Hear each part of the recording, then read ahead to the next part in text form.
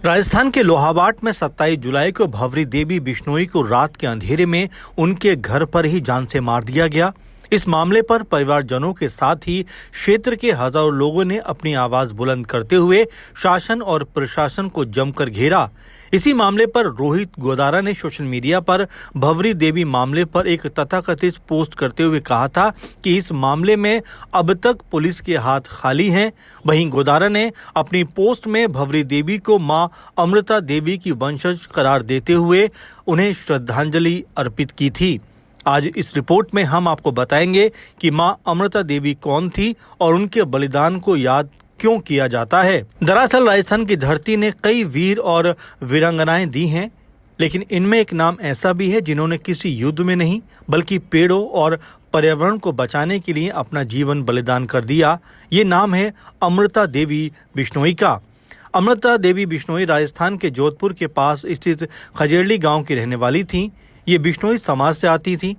बिश्नोई समाज में प्रकृति, पेड़ पौधों और जीव जंतुओं की रक्षा को विशेष महत्व दिया जाता है। खासतौर पर राजस्थान में पाए जाने वाले खिजड़ी के पेड़ को ये समाज बेहद महत्वपूर्ण मानता है। कहानी साल 1730 की है। उस समय जोधपुर के महाराजा अभय सिंह का शासन था। बताया जाता है कि राजा के आदेश पर कुछ लोग लकड़ी लेने के लिए खजेरली गांव पहुंचे। जब गांव के लोगों को पता चला कि खजेरली के हरे पेड़ों को काटा जा रहा है तो अमृता देवी इसका विरोध करने पहुंची। उनके लिए ये पेड़ केवल लकड़ी नहीं थे, ये उनकी आस्था, जीवन और प्रकृति का हिस्सा थे।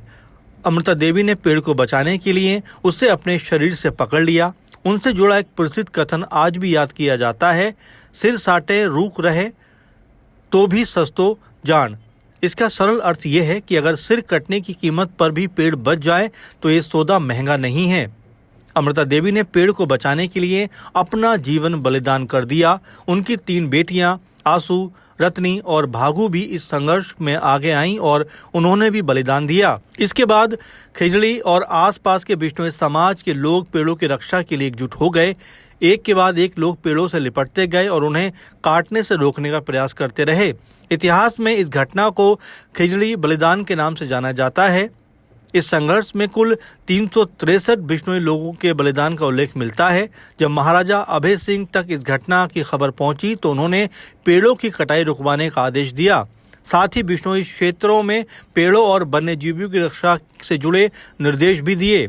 अमृता देवी बिश्नोई की कहानी आज केवल राजस्थान या बिश्नोई समाज तक सीमित नहीं है, बल्कि उनका बलिदान हमें ये समझाता है कि पर्यावरण की रक्षा कोई आधुनिक विचार नहीं है। सदियों पहले भी ऐसे लोग थे जो प्रकृति को बचाने के लिए अपना जीवन तक देने को तैयार थे। भारत सरकार ने भी उनकी स्मृति में वन्यजीव संरक्षण से जुड़े पुरस्कार को अमृता देवी बिश्नोई वन्यजीव संरक्षण पुरस्कार का नाम दिया।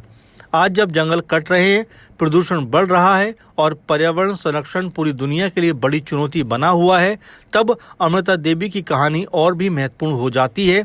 अमृता देवी बिश्नोई सिर्फ एक वीरांगना नहीं थी, बल्कि प्रकृति की रक्षा के लिए बलिदान देने वाली एक ऐसी महिला थी जिनकी कहानी आने वाली पीढ़ियों को पर्यावरण बचाने के लिए प्रेरणा देती रहेगी।